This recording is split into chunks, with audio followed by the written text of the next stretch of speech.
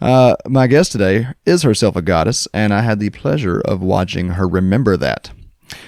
The way that she found us is unique and to me important because her referral came through someone I have a profound admiration of, an individual that ran into the fire to recover his soul.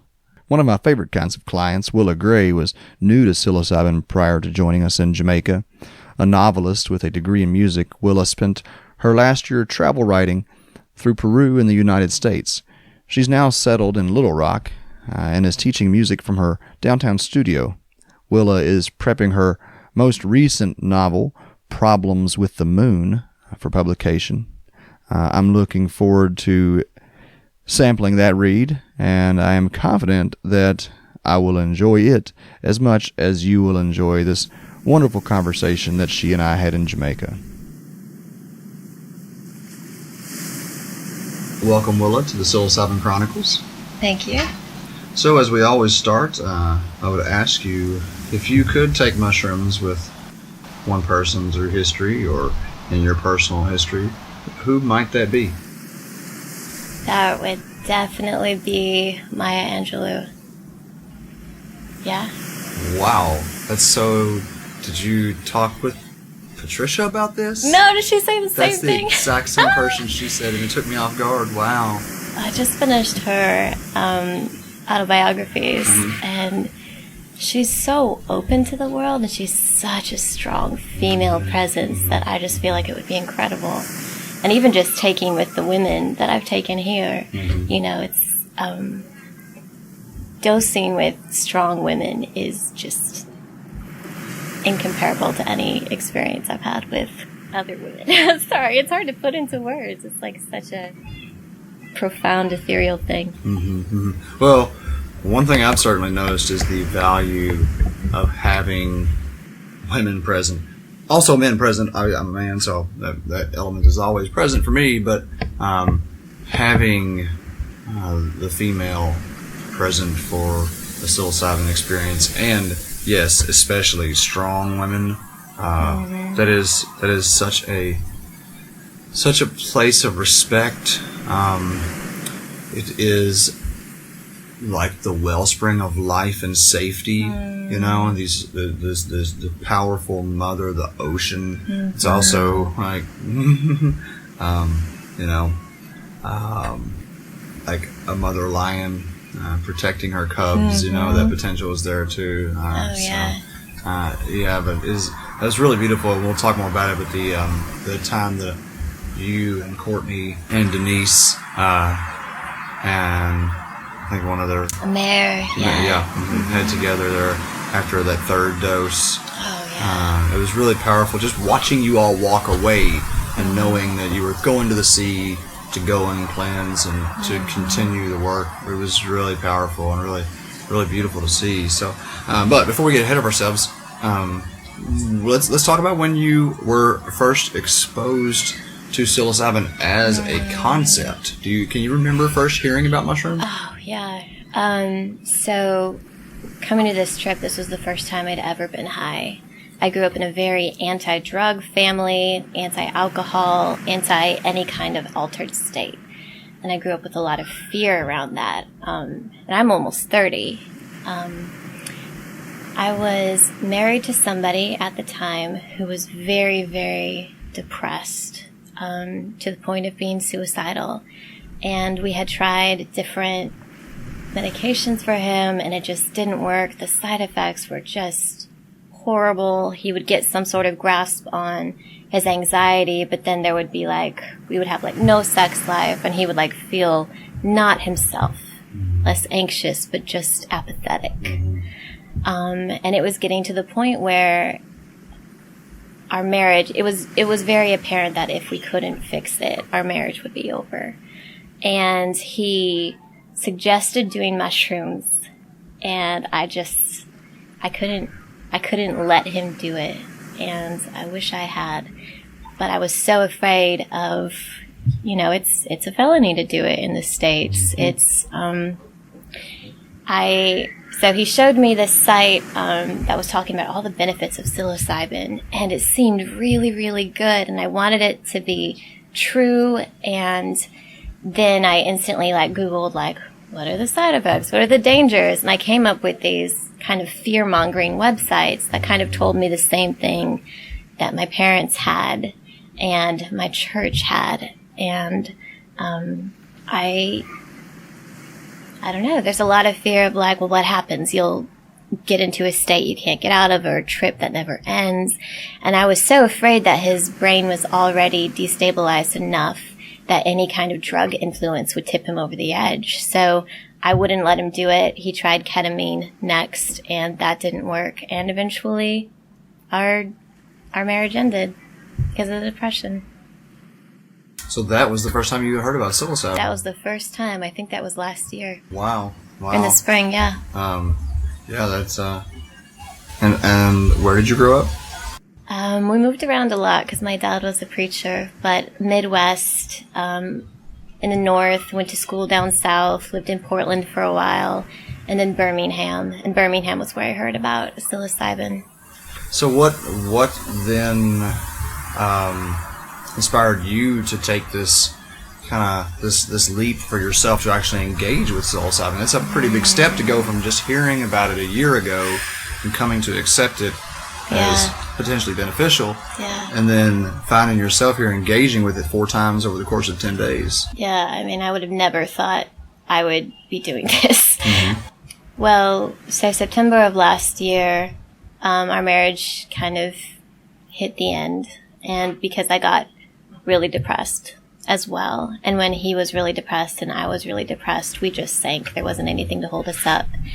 And we'd become so isolated that it just dissolved. And I would find myself just staring at the wall, and I couldn't think of anything I wanted to do in life.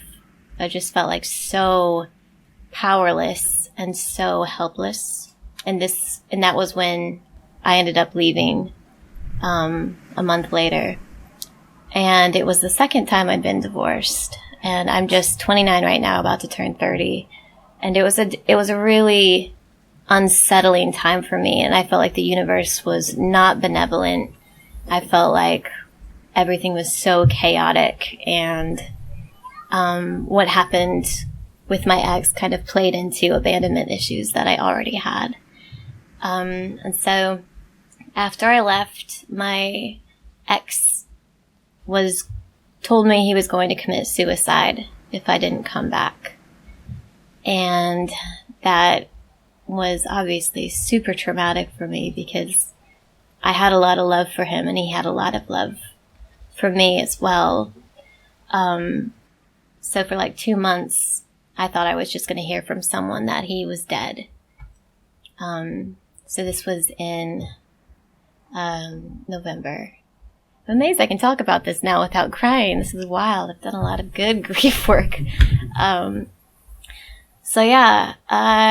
that, I just got out of the country. I wanted to get away, and part of why I wanted to get away was because I did not want to be here when he committed suicide. So I went to Peru, and he came to Jamaica. He came here. And he sold his car to do it, said it was his last. If it didn't work, he would kill himself, and it worked. It worked. He's a completely different person, but not a different person. He's the person he always wanted to be and was his true self that was always pushed down and repressed because of, baggage and anger and, the depression. And it took me a long time to believe it was real because I thought it might just be a ploy to get me back. But then when I met him in person again and we started talking, it was just he was smiling all the time. He was happy and he couldn't stop talking about how much love there was in the world. And he went from being this person who could not engage and had just crippling social anxiety to just feeling every stranger is a friend waiting to be made.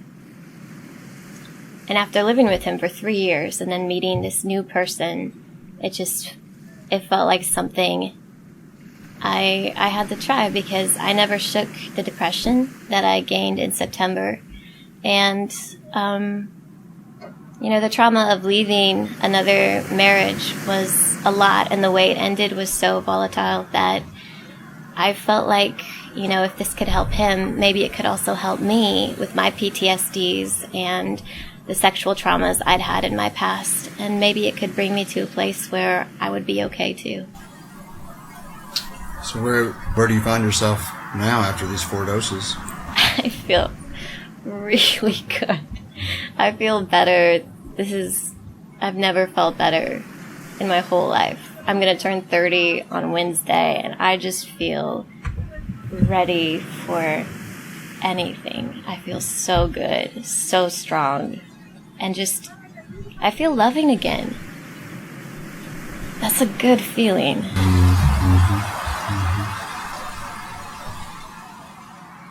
You've had some difficult experiences throughout the week. Can you talk about some of that? Yeah. So I did 4 doses, and the final dose was actually the only dose where I didn't feel, let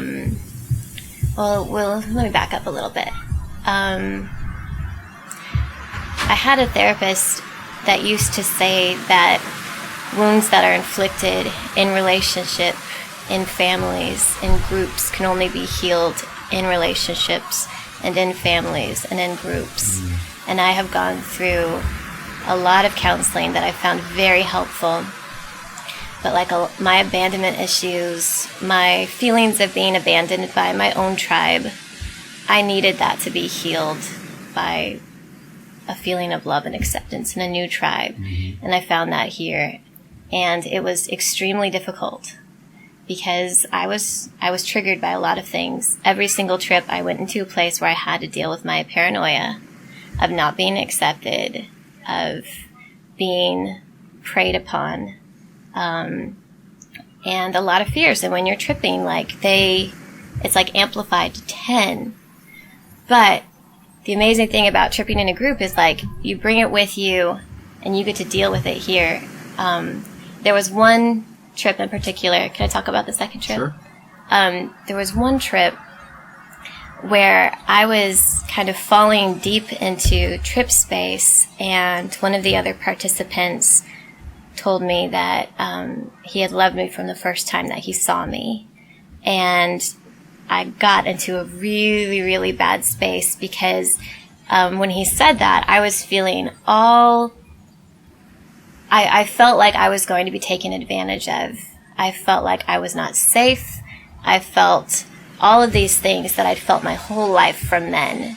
And him saying that cracked open the door to all of these tears and all of this grief that I needed to feel and release and let go of. And it was the worst 4 hours I've ever had in my life. Oh my God. I went to a corner of the field, and this amazing girl, one of the facilitators here named Cede, she came and she sat with me and just put her arm around me, and I was wailing, and I had just snot coming out everywhere and clogging my throat. It was horrible. But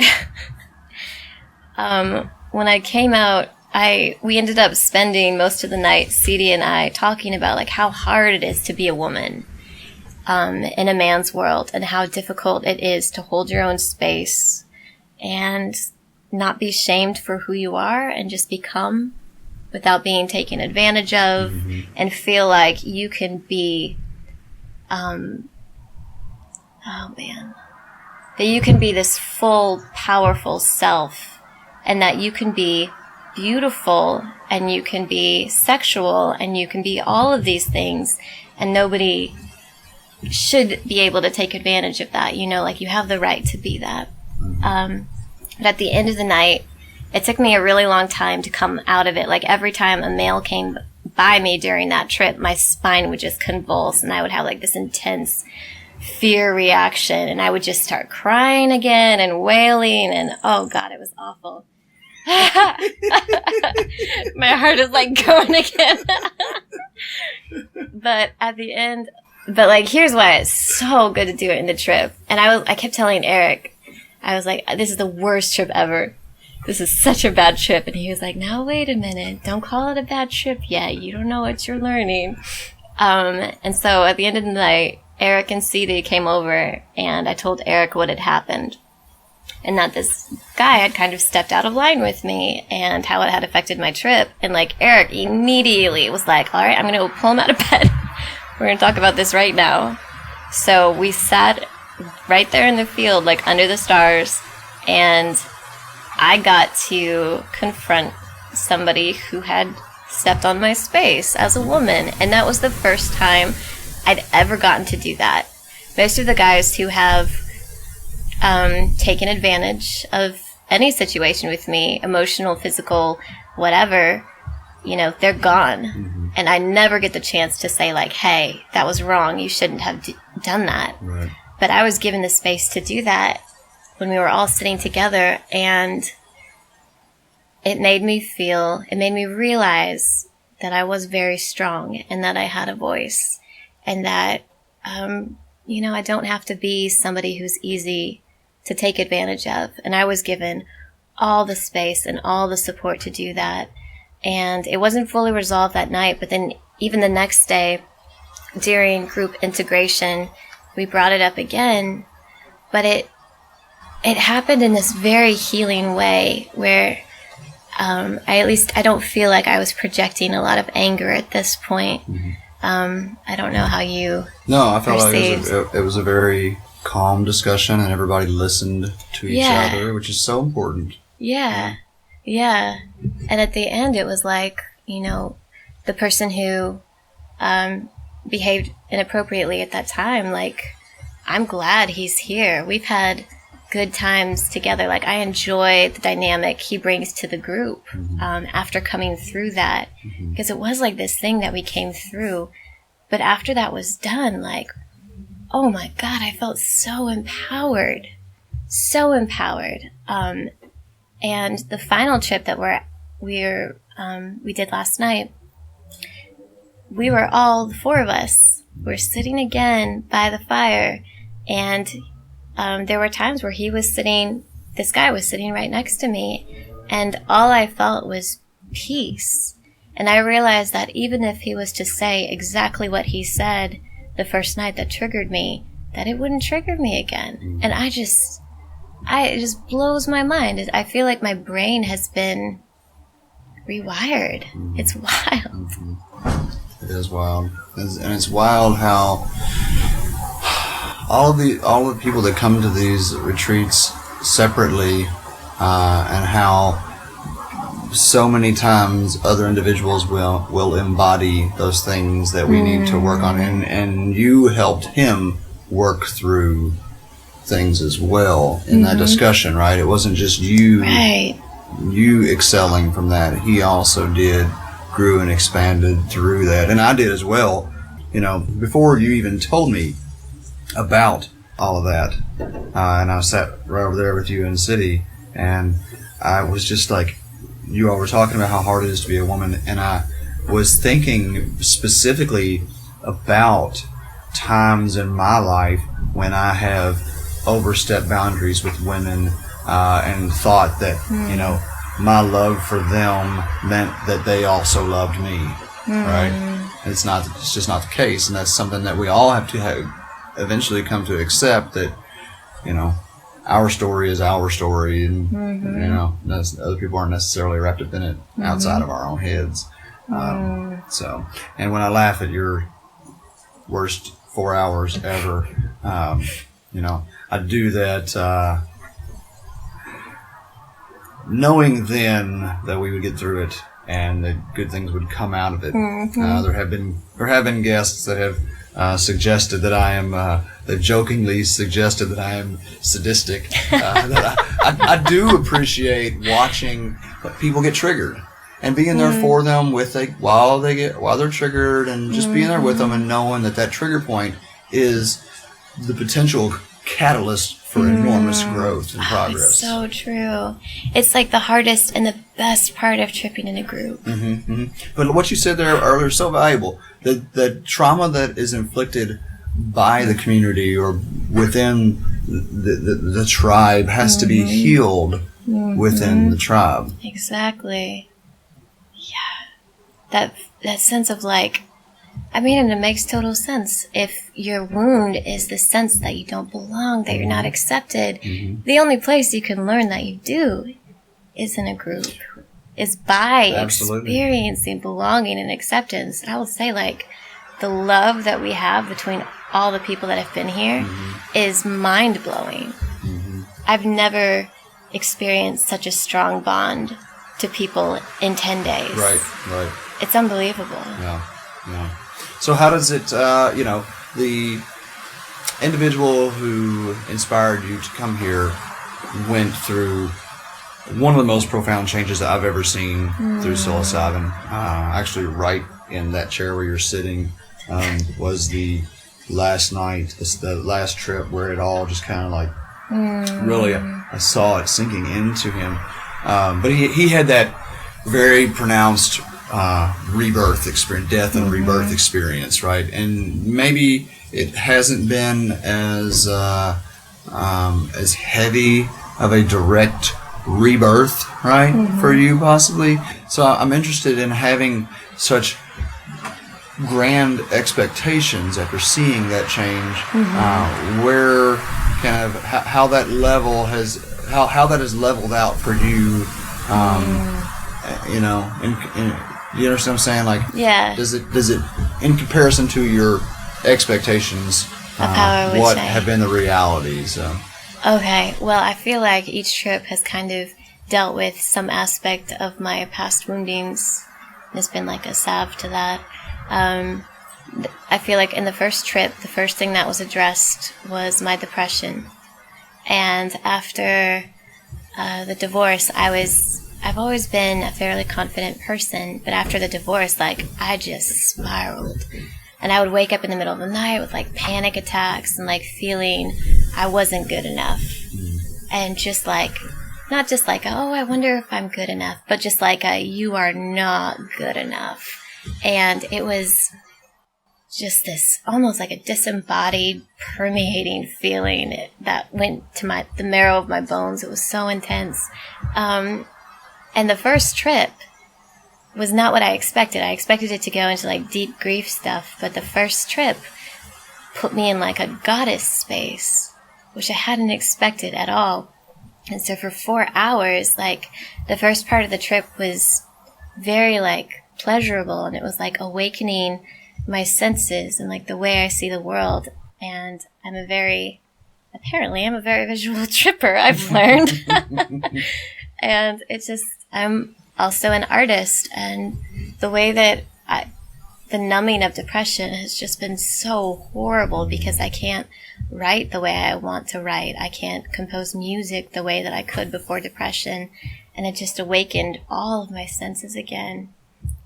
And I spent 4 hours in this space, like, where I believed that I was a goddess and had like all this like power flooding through me. And it lasted.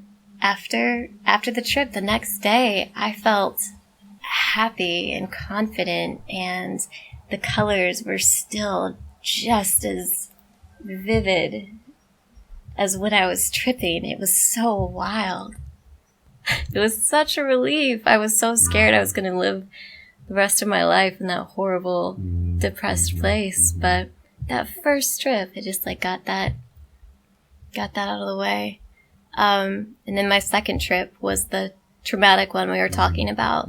And that one, I didn't know how that was going to resolve. And honestly, that didn't quite resolve until my third trip, which I did 10 grams, and I was expecting that big rebirth experience. Can I talk about what happened a little bit in that trip? Okay, wow, how to even talk about this? Okay, so that second trip, I started to discover my voice, that I had it, that I could use it, that I didn't have to just be silent when shit happened, that I could address it as an adult, not as an angry child, but it could be reasoned with, all of that, and that there could be a space made for that.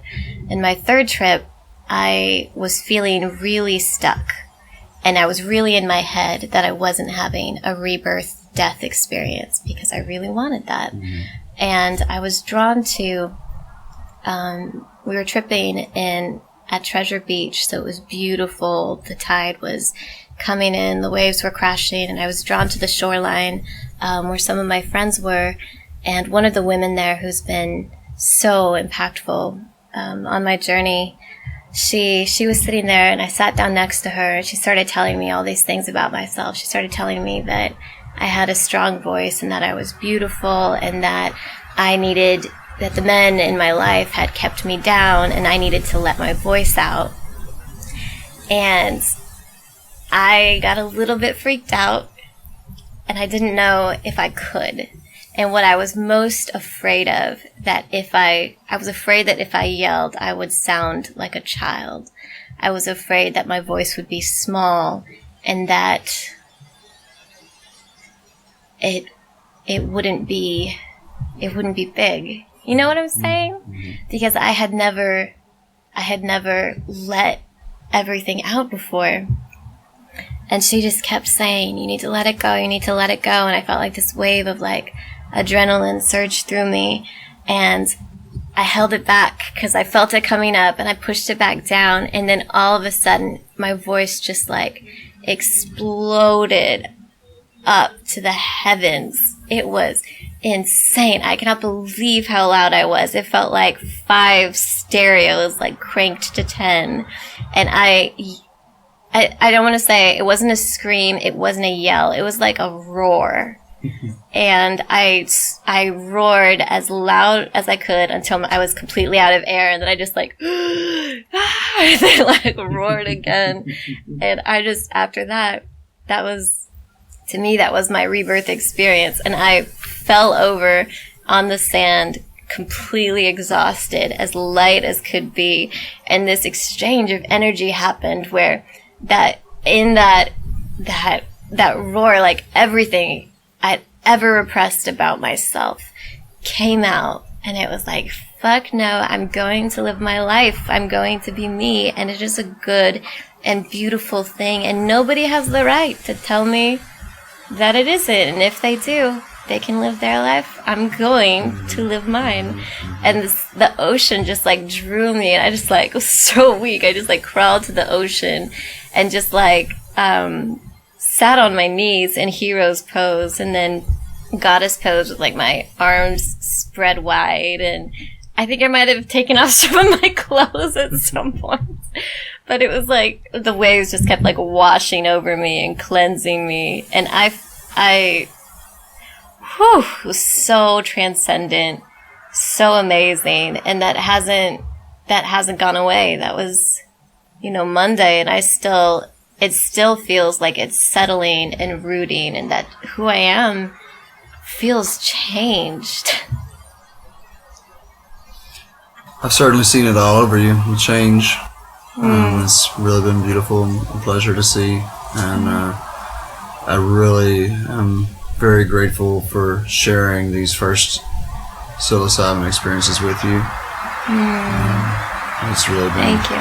It's really, you've been a very powerful addition to the group for the other women here.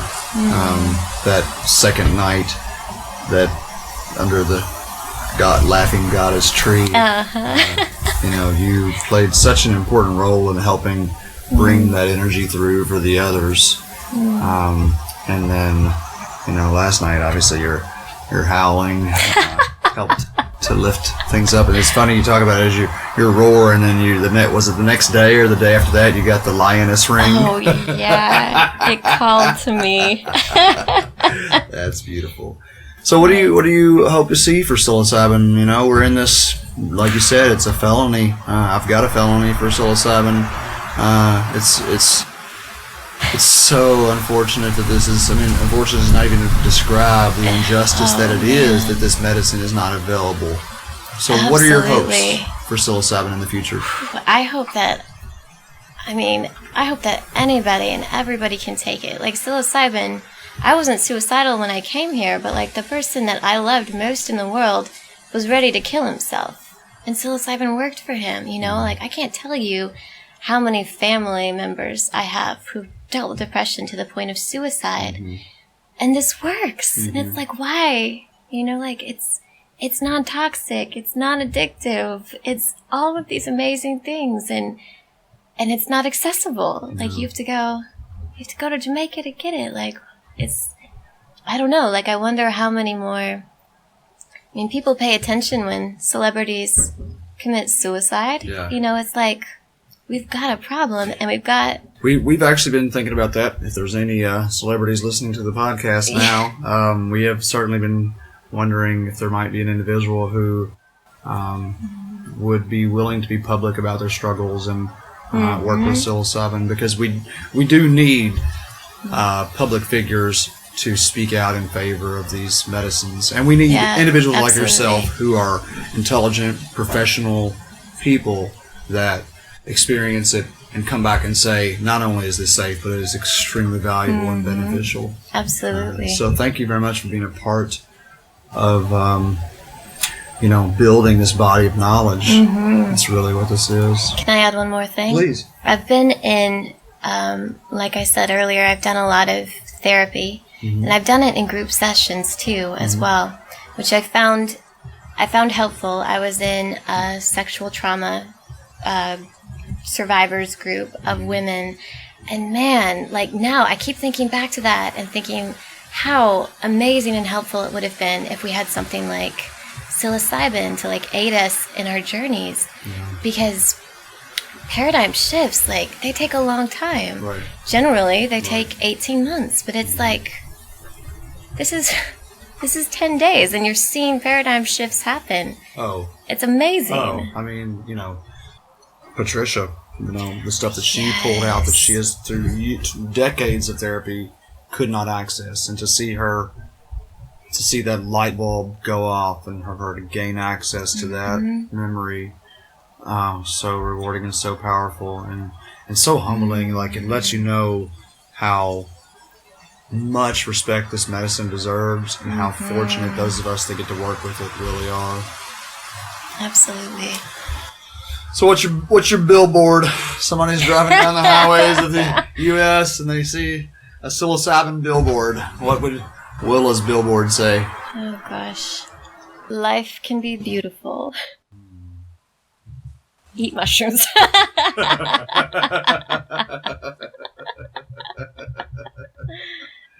Yeah, it works for me. I'm sold. We're gonna build a network of billboards all across this world in podcast land. Driving through podcast land with all these psilocybin billboards. Stop here, psilocybin. Change your life. Change your life. All right. Well, thank you, Will. Again, it's been a real pleasure having you here for these 10 days and talking with you here on the Psilocybin Chronicles. Thank you. It's been the best experience of my life to date. Wonderful. Excellent. Everything you do, you're meant to do this. Thank you. So thank you. All right. Thank you for listening to this powerful interview with a powerful woman. Willa, it's been great getting to know you, and I look forward to seeing what you create in the future for all of us to enjoy. I'm going to leave you all with some information from and a reference to some more powerful psychedelic women. The following is taken from ZoeHelene.com. Zoe is the founder and chief visionary officer of Cosmic Sister, a feminist collective for women who understand the true balance of power between genders will bring peace, progress, and true sustainability. Cosmic Sister connects and promotes trailblazers in socially responsible businesses, including media, the arts, and sciences, ethical lifestyle, natural beauty, holistic wellness, human and non-human rights, sacred plants, and much, much more. We are gathering women who embody the Cosmic Sister ideal and are helping to share their inspiring stories with the world, Zoe explains. The Cosmic Sisters program focuses on helping women educate the public honestly about the risks and benefits of psychedelics and the responsible use of sacred plants in consciousness expanding mind, body, and spirit work with sacred plants. Women play a vital role in the psychedelic renaissance and have rich, unique, and fascinating voices to share. Their mission at the Cosmic Sisters is to see more powerful stories about women's frontline work in this arena to the forefront of public conversation, helping to promote a healthy gender balance in this important, exciting frontier. I encourage you to go to zoehelene.com, that's ZOEHELENE.com, and find out more about the Cosmic Sisters program. They are truly doing some wonderful work out in this world. And remember, folks, the world is full of amazing women and men. And if you have made it all the way through this podcast, then you must be one of them. Safe travels in both your inner and outer journeys. I look forward to hosting you all again in the Psilocybin Chronicles.